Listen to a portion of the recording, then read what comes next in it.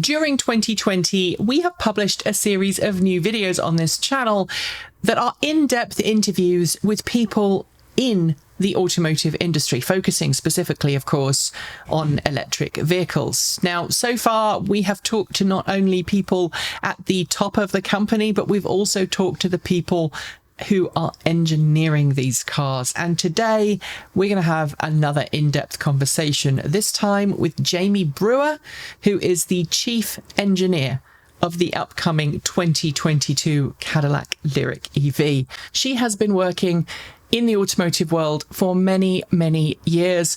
She has a great career portfolio. And I think actually, Jamie, the first time that I've interviewed another woman in the sector who isn't another automotive journalist. So it is fantastic that you are joining me here today. Welcome to Transport Evolved. Perhaps you'd like to tell us, because you've had a really wonderful career encompassing many, many different areas. I know you focused on acoustics and some other fun things there, as well as engineering specific components like bumpers. So talk us through your career and how you ended up working on the Lyriq. Well, hi, Nikki. Thank you for having me. It's a pleasure.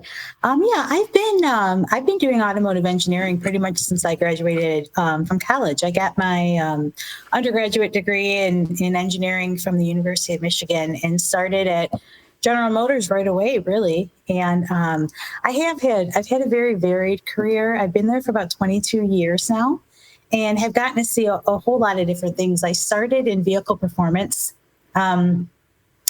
which is a great place for any young engineer to really start, because that's where the entire vehicle comes together, right? That's where the vehicle is integrated. And I got to work in noise and vibration. So acoustics, powertrain noise, structure-borne noise, road noise, tire-induced noise, a little bit of wind noise, really focusing on what the expectation is at a customer level for the performance of our vehicles from a sound perspective. So that was a great way for me to just get to understand total vehicle integration. From there, I actually went and started releasing actual parts. I did fuel systems for a while on some of our full-size trucks. I actually worked on the Hummer program and was responsible for the fuel system on that, and then also did some of our full-size pickup trucks. And then moved over and worked in interiors for many, many years. I did seating for a while. I also did, and actually had my first experience on a pseudo-electric vehicle, I would say on the Chevy Volt, I was the lead seat engineer on that program. So I got to learn a little bit about how electric vehicles work, the importance of the energy drain, right? The importance of monitoring your battery loads, those types of things. And I also got a lot of chance to work with the studio in the creative design team in my time in interiors, which really has been critical, I would say, to my career growth, because I've learned how important it is for the technical community and the creative community to really work together and understand each other and respect each other throughout the entire development process. In terms of, obviously the Volt to throw in there, yeah. At least it was the Volt seat and not the Bolt seat, which I know has drawn a lot of criticism from customers and fans across the US. But in terms of working in those different parts of the engineering process, this obviously means that when you came to become the chief engineer on Lyriq, you already have a really good understanding of how these different parts work. And I'm guessing that helps your process now as the one in charge to make sure that all these different parts tie in together. It absolutely does. I mean, I've seen a lot of areas. I've seen chassis, interiors, and body, but you also have to remember, I haven't seen everything, right? Because you'd be a 120-year-old chief engineer if you've seen everything. Yes, I leverage the knowledge I've gained in my time in the roles I have had, and I leverage my network in my understanding of asking questions and my desire to learn for the things I haven't seen yet. And you kind of put all of that together as you try and lead a team to develop a next generation product. It's just as much who you know and how you leverage the company and the knowledge in the company as much as what you know personally. So let's go to one of your areas of expertise, and that is kind of the acoustics and the soundproofing and ensuring that a vehicle has a really smooth, quiet driving experience for the driver and an equally smooth ride for the passengers. Now, Cadillac is a brand that is a premium brand. It's known for having high-end materials, a high interior content, if you were. And obviously, when you're building an electric vehicle, one of the challenges, as many companies have experienced to this point, is that every little squeak and knock and bang that would normally be drowned out either by an internal combustion engine or really thick padding can be heard in an EV. Now, obviously, with the Lyriq, you have to keep that legendary Cadillac feel to the interior because that's one of Cadillac's key marketing points. But you also have to keep that interior light enough and efficient enough so that the interior is not, 6 inches of thick padding. It has to be lighter and more efficient than that. So can you talk to that engineering process, how you developed a car which, from all intents and purposes from outside, doesn't look all that aerodynamic? It's still got that classic Cadillac signature front end to it in a lot of respects. How did you go about making that car as quiet as possible and as close to a traditional Cadillac experience inside? Yeah, it's a great question because a lot of people, to your point, think that because you don't have an internal combustion engine, everything is going to be great from a noise and vibration perspective, when in fact, the internal combustion engine in a lot of ICE vehicles really does help mask a lot of other noise in the vehicle, be it tire noise or customer actuated sounds, squeaks and rattles, for example. Because this, and the other thing to keep in mind with noise and vibe is it's not always just about getting rid of sound. It's about enhancing the sounds that customers want to hear and quieting the sounds that they don't want to hear. But most customers have a certain expectation of some amount of sound. It just has to be tuned to the way that perception of that vehicle is intended to be. So with the Lyriq, our expectation obviously is that this is still Cadillac, and a Cadillac is expected to have a very refined sound quality. We actually did not reduce any of our acoustic treatment that we would put in a traditional ICE vehicle. What we did do, to your point on mass, because mass is so important, especially when you start talking about vehicle range, which we know is top of mind for almost any EV customer, is we did focus more on dissipative type materials as opposed to mass-based materials. So when you think about noise abatement, there's a couple of different ways. You can either block the noise with a really heavy, massive part to keep the noise, the frequency waves from traveling through the part, or you can basically confuse them using a thick dissipative material where the noise waves kind of get lost as they try and transverse through that material. And that's what we chose to do on this program. Keep the mass down, but still get the same amount of performance out of the noise abatement material that we did choose and still deliver the product to the customer that they're expecting. We also realized that it was going to be very important that we keep the road noise and specifically the tire noise as minimal as possible in this vehicle, again, because we did not have the internal combustion engine to really mask that noise. So we have actually implemented a new technology on the Lyriq called road noise cancellation, which is actually taking some of the microphones that we already have in the vehicle, adding some other ones along with some accelerometers so that we can really target tire cavity frequency noise and do active noise cancellation against that tire cavity frequency noise to, again, provide that very refined, very quiet Cadillac experience for the customer. When you're talking about, the active noise cancellation systems, is that something that you've been able to bring over from the main kind of internal combustion engine portfolio that Cadillac has? Because some of your other cars have similar techniques used, right? Yes. Absolutely. Many of our cars use active noise cancellation. Most of them target engine frequency noise, and they work to cancel out engine frequency noise. In this case, we've actually put the accelerometers on the cradle and on the chassis to actually target tire cavity frequency noise, which is different. It's not, we've actually never done it before. I don't know if the industry's actually done this before from a tire cavity noise cancellation perspective, but the concept of active noise cancellation is absolutely carried over over from what we've done with engine noise cancellation.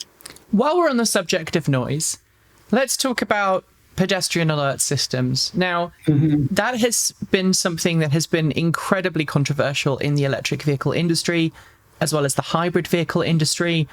And lots of people will argue for many, many hours about whether noise systems are essential or whether they are just extra noise pollution.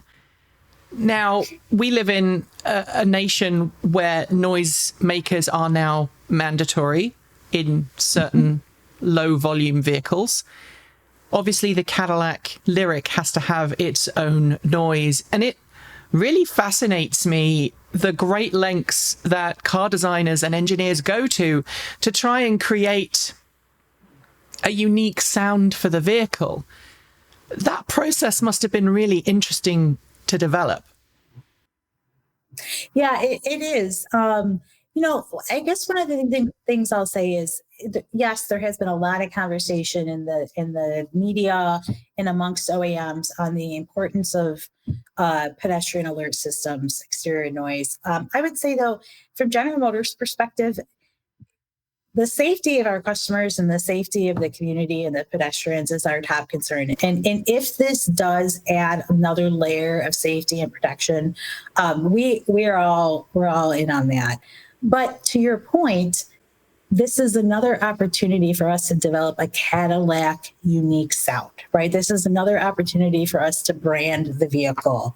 And so, no, we're not just going to take any sound out there and put it on the Cadillac Lyriq. This is our first all-electric Cadillac. So it has been really fun to work with the audio team, to work with our noise and vibration experts, who, again, have just as much expertise in eliminating noise as they do tuning and creating specific noise qualities to give to your product. So there's been a lot of development. We'll do more development now that we're in the pre-production phase and we have our pre-production vehicles and we're tuning them, and that'll give us a lot more opportunity to play with that sound. But we're going to make sure that while the sound provides that safety that we're looking for, it is also going to provide just another element of Cadillac uniqueness to the vehicle.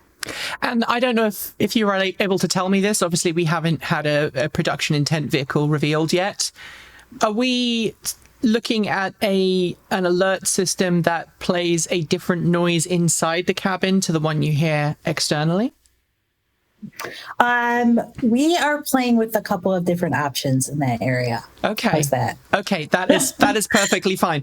The question formulated in my head, and then as it came through, I'm like, maybe Jamie is not going to be able to answer this. It's a great question, and we'll talk again as we get closer to the production vehicle. How's that? Sounds perfect. Now, obviously, in the electric vehicle market, there are lots of premium electric vehicles. In fact, there are more premium electric vehicles, certainly in the US, than there are any other type of vehicle. Your colleagues over at GMC, they are producing a premium pickup truck in the form of the Hummer. Obviously, we've got the Lyriq here from Cadillac. Can you tell us who the engineering team were thinking of when they helped engineer this vehicle? Obviously, you have the design from the design team, but then you have to make it feel like a Cadillac. You may have to make it drive like a Cadillac.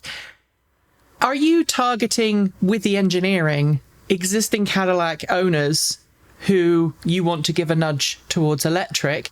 And let's not forget that Cadillac has recently said, hey, to dealers, if you don't want to sell the Lyriq, we'll buy out your dealership brand, and you don't have to sell us anymore if you don't want to sell this particular vehicle. Or are you looking to conquest this vehicle by having engineering that you hope will drag people across? I would say yes to both. I would say our aim, quite honestly, is to develop a vehicle and produce a vehicle that's at the heart of the luxury SUV market. And our expectation, quite frankly, is that we appeal to both current Cadillac customers who love the Cadillac brand and have a desire to stay in the Cadillac brand. But quite honestly, we hope to appeal to crossover customers too from other brands that look at what we're doing here at Cadillac and saying, wow, they really are reinventing themselves over there at Cadillac. The other thing that to keep in mind is we wanted to make sure that the first thing that we were doing was developing a Cadillac. It is absolutely an all-electric Cadillac, but it's a Cadillac. And we don't believe that the EV market is such anymore that customers are willing to compromise on their vehicle to have an EV. Right? They may want an EV, but they still have expectations. They still have families. They need the size. They still have an expectation of a certain amount of luxury. They still have an expectation for ride quality, for performance. And we don't believe that they should have to compromise because they want to drive an EV. So the goal here was, how do we create the best Cadillac SUV that we've ever made and make it an EV? Okay. And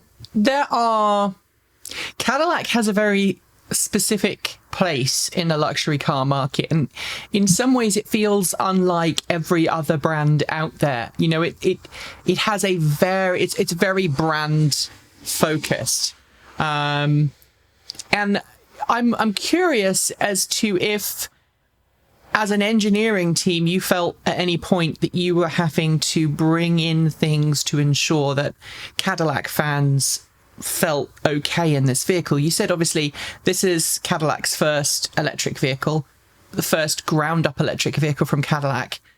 Mm-hmm. The previous plug-in vehicle, you know, that started it all, that most people who watch this channel will remember, although there are other plug-in Cadillacs now, the plug-in hybrids, was, of course, the ELR. And the ELR was completely slated because people saw it as a Chevrolet Volt with Cadillac badging and Cadillac styling.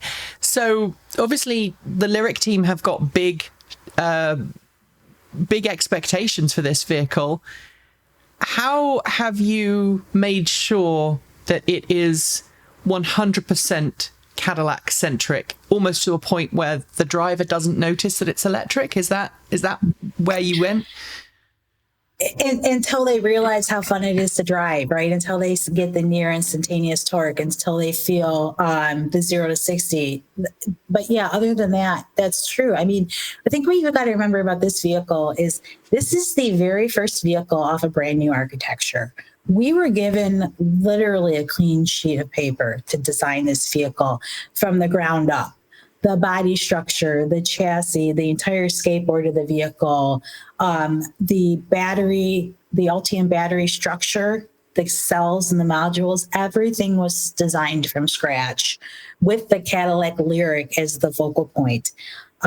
So this isn't another vehicle that we have change certain aspects of to make it into a Cadillac. This vehicle has been being designed since we started drawing 2D sketches on paper as a Cadillac. And when you do that, there's no excuses now, right? We've started from the very beginning to make a Cadillac SUV that was also an electric vehicle. And we've made it modular, such that can we take it then and make a wonderful Chevrolet out of it? Absolutely, we can do that, or a Buick, or whatever we want to make out of it. But we've started with the very first program off of this architecture will be a Cadillac. And so everything we've done from day one, the way that we've designed the battery to really be an integral structural element of the vehicle, that's to give us the Cadillac feel, right? To give us the stiffness, to give us the cornering that we want to get, to give us the ride quality that we want to get. All of that was done as we developed the architecture with the Cadillac customer in mind. A significant number of customer clinics have been held, both with current Cadillac customers and with potential crossovers or conquest customers, I would say, to really make sure we understood what the customer was looking for, the potential future customer, and making sure as we design the vehicle architecture and then ultimately the top hat of the vehicle, we were targeting our work towards the voice of the customer, the Cadillac customer. And now I think at this point, I'm sure by now in this video, someone watching it will have started typing in the comments that this is a high-end luxury expensive car and no one's going to buy it, and etc., etc., etc. And I think it's important to remind everybody at this point that Cadillac is a premium luxury brand. It is not an affordable car designed for everybody to drive. It is kind of a higher price vehicle. And so everything that you have done to this point is focused on that end feel. But bringing the conversation over to Ultium, which you just mentioned, Ultium battery pack, ultimately the goal is for Ultium to be the GM platform for all of its battery electric vehicles in the future, to bring an entire platform over. Now, anyone watching this channel will know that we've talked about kind of the trickle down economics of starting with a high sticker price vehicle and then trickling that technology down into other vehicles. It is common across the automotive industry, not just electric vehicles. This is how the automotive industry has been introducing new technology for years. I mean, it's how GM introduced a Super Cruise in Cadillac. You know, you start with the higher end models with an optional Super Cruise package. By the time that Lyriq comes out, we'll be onto a new generation of Super Cruise, and other vehicles in the GM family are now getting Super Cruise too. But can you talk to me about where you believe the potential for Ultium can take us? Now, obviously, I know that you weren't focused on Ultium battery pack development, but how has it been for you as a chief engineer to work with a next generation battery pack that is offering things that we haven't seen before, like the wireless battery monitoring, the ability to upgrade individual modules in the future? Yep. So I guess a couple of things, I guess, to what you said. I guess to start, yes, the Cadillac is a luxury brand, right? We're very proud of the fact that Cadillac is a luxury brand, and it is an aspirational brand. Having said that, we do believe that we want it to be aspirational yet attainable. So there will be several trim levels available in the Cadillac Lyriq, from the very aspirational, right, very high-end trim level that you're referring to trim level that I do think is in the heart of the luxury SUV market, in around the $60,000 price point. So granted, that is not an insignificant amount of money, but there will be a very nice span of options, I would say, from a price point and trim level perspective in the Cadillac Lyriq. Right. And if you're having a halo vehicle that's bringing buyers in, it's the halo vehicle, kind of the range topping model, that always attracts people's attention. They don't necessarily always walk out of the dealership with that range topping model. Correct. And our goal at GM is to get everybody into an EV. Right. So this is not intended to be a niche vehicle. This is intended to be a vehicle that we are hopeful will attract a wide variety of customers throughout the trim levels. Onto the Ultium pack. The most exciting part of the Ultium battery pack to me is how modular and how reconfigurable it is. I mean, if you think about the Ultium battery system, you can go from a 6-module battery pack for a small CUV to a 24-module battery pack on a Hummer, all within the same Ultium battery system. So the fact that it was designed in such a way in the battery space to give us in the vehicle space so much flexibility to decide what we wanted to do. How do we want to wire them? How do we want to package them? Where is our space constraints in the vehicle? I think from a vehicle engineer perspective, that's what's been most exciting to me. Is just that I haven't been boxed in by it. Right. It has really given me so much opportunity to still create the vehicle that I want without constraints, because it was designed so well up front. And obviously in the future, Ultium has already, before any Ultium vehicles have launched, Mary Barra has already said, hey, we're going to be modifying what we are offering with Ultium. We've now got a higher capacity battery pack. We are pushing the power capabilities of this vehicle, both in terms of deliverable power at the wheels, but also in terms of charging capacity. Yep. With this new Ultium battery system, it looks as if, and I don't want to put words in anyone's mouth because I know some of this is still very tightly under wraps, but it looks as if in the future, what GM, Cadillac, Hummer, the rest of the family at GM are developing vehicles that can be far more easily kept on the road into the future. Is that something that you hope for these vehicles, that they're going to be cars that can improve as time goes on, whether it's in terms of range, whether it's in terms of drivability and functions. Maybe you can talk to that. Yeah, absolutely. I mean, the intent, you kind of nailed it, right? The intent of these vehicles is that they will improve over the life of your ownership on them. So, we've been doing things like over-the-air updates, for example, with our OnStar system. We've been doing that since 2009, right? We've been doing that for a long time. But the Lyriq is really going to be one of the first vehicles where we really showcase our vehicle intelligence platform, where we are going to really have the ability, and any module, any feature in the vehicle with the software calibration to it will have the ability to get over-the-air updates to get better. We'll be able to send new choreography to the vehicle from an appearance perspective. We'll be able to send new calibrations to the vehicle from a vehicle performance perspective, from a drive unit perspective. As we learn more, the vehicle will get better with time, and we're going to be able to give that to our customers.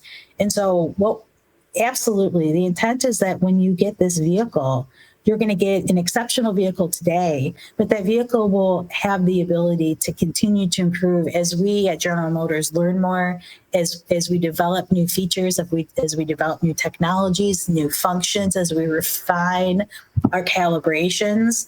Those will be things we'll be able to offer to our customers that have already purchased the vehicle, so that their vehicle continues to grow with them and improve with them. So that's something that we're really excited about. We've already started talking about what our first few updates might be after we've launched the Lyriq, what we might be able to do in year one, in year two, and et cetera, to continue to improve the vehicle. And I'm assuming most of these would be targeted as either subscription-based services or one-off upgrade fees, or is it something that, would be free for a couple of years and then you're looking at paying to upgrade into the future?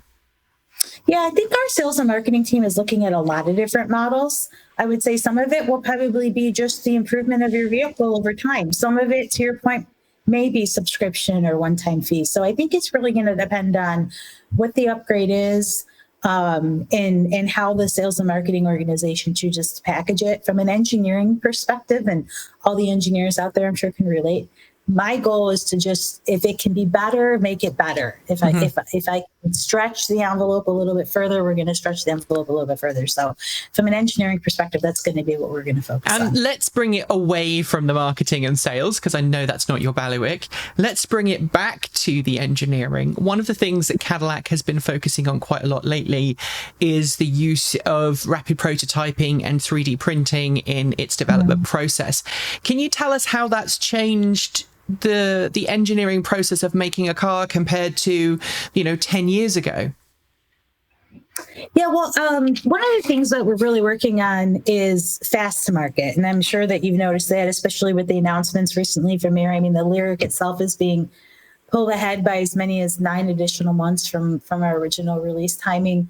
In order to do that, we have to make a lot of decisions, some of which include going to, for example, pull ahead production tools, right? Where we typically, in a traditional development cycle, would have done a prototype tool, tried a part out, made some adjustments, and then gone to a production tool. We've gotten to the point now with our virtual tools and our ability to do a lot of our work analytically that we're able to kick off production tools right from math data without prototype tools. Having said that, there is always still a need to do some level of pre-production validation on parts at a system or a subsystem level. And so the use of things like 3D printing and rapid prototyping, where you don't necessarily have to build a full prototype tool, but you're able to get some material representative parts that you can do either stress to failure or some, any sort of testing on prior to a production tool being completed, helps increase the confidence level, I'll say, that when we get our production tools and when we start building our production representative vehicles to do full vehicle level testing on, that we have done the subsystem and the component level due diligence work that's needed to be done without necessarily taking the time to build an entire prototype tool.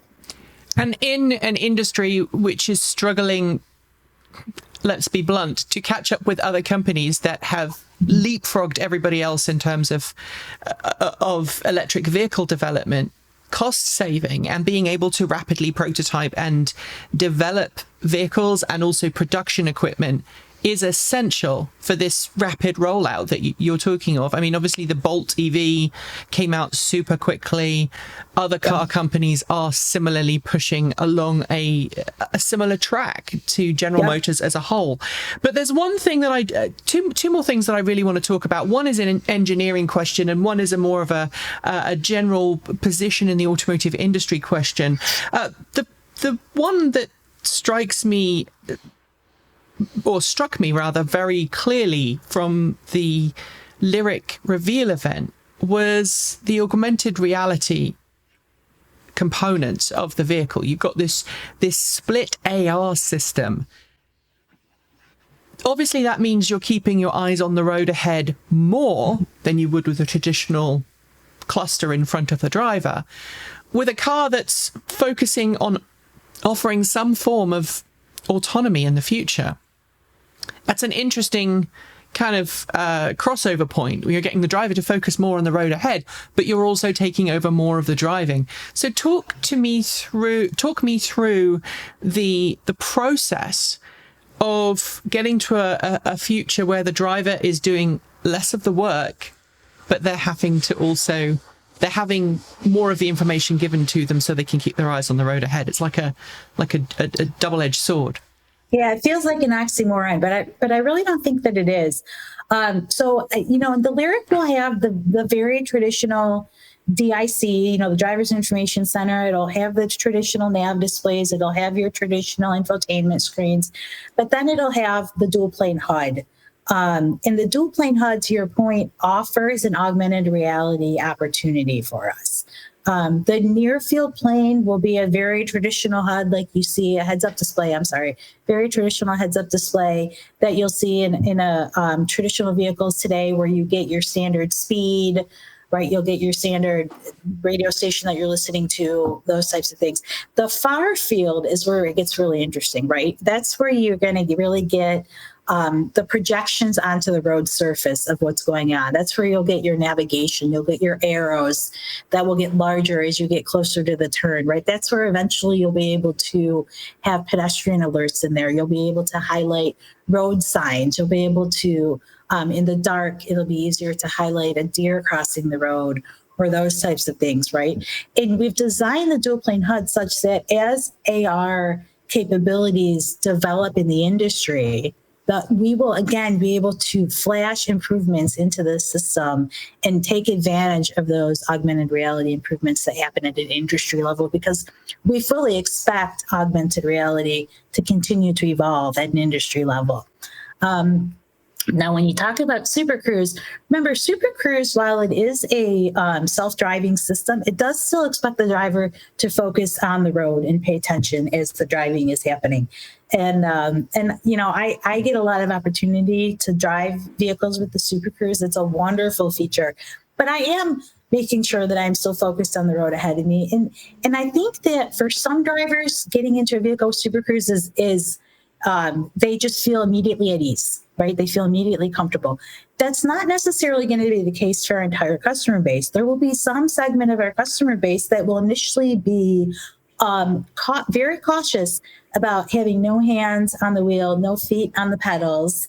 And I think that having more information in their field of view as they watch the car drive for itself will actually add a sense of peace and contentment for those customers that maybe are a little bit nervous about this transition into the autonomous driving world. I think it'll be a nicer, softer transition that will give them a little bit higher sense of confidence as they learn how the Super Cruise works and how autonomous driving works. I know we only have a few minutes left, Jamie, so I want to talk to you about one other thing that I think is important that we discuss, and that's the fact that you are a woman working in the automotive industry that has been stereotypically male driven and male dominated for years and years and years. And I know someone will put a comment on this thread to the extent of Jamie doesn't know what she's talking about. Get back in the kitchen.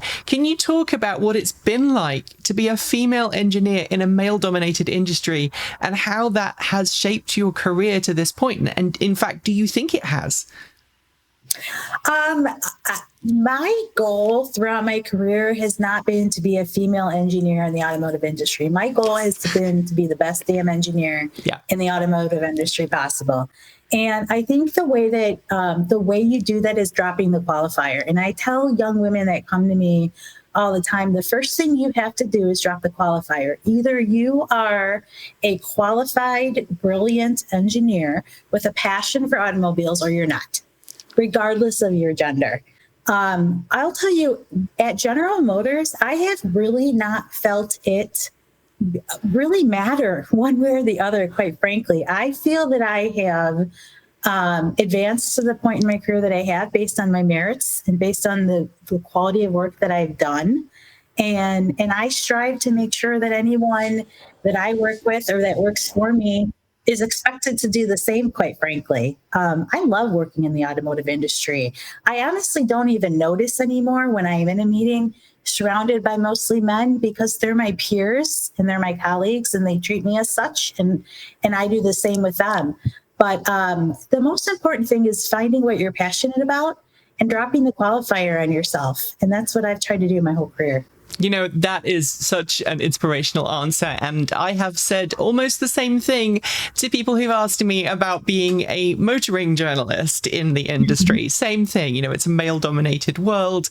But at the end of the day, you can either do your job or you can't do your job. And I've met people from all walks of life who have been competent. And I've met loads of people who have not been. And their gender was not the reason for that competence or incompetence. Jamie, exactly. We have a few seconds left. I'd like you to tell me two things. One, the thing that you're most proud of as chief engineer of the Cadillac Lyriq, and also the hope that you have for the vehicle and the brand moving forwards. I think what I'm most proud of is that I have been given this wonderful opportunity to represent the thousands of engineers who have honestly put their hearts and souls into developing the Cadillac Lyriq, first developing the architecture and then developing the vehicle. The quality of people that we have at GM and the engineers that are working on this product, I'm just humbled that I am the face of the work that they have done, because they've done outstanding work. And so that's probably what I'm proud of the most. My hope for the Cadillac brand, you know, when I was growing up, the Cadillac brand was very aspirational. I always imagined that one day my family would own a Cadillac, you know. I want it to be that again. I want it to be that super aspirational, really the hallmark of what American luxury means. And it is going to be that again. I think the Lyriq is really a big turning point for Cadillac. I'm super excited about it. I think once we get you into some vehicles and give you a chance to drive it, I think that you'll think the same thing.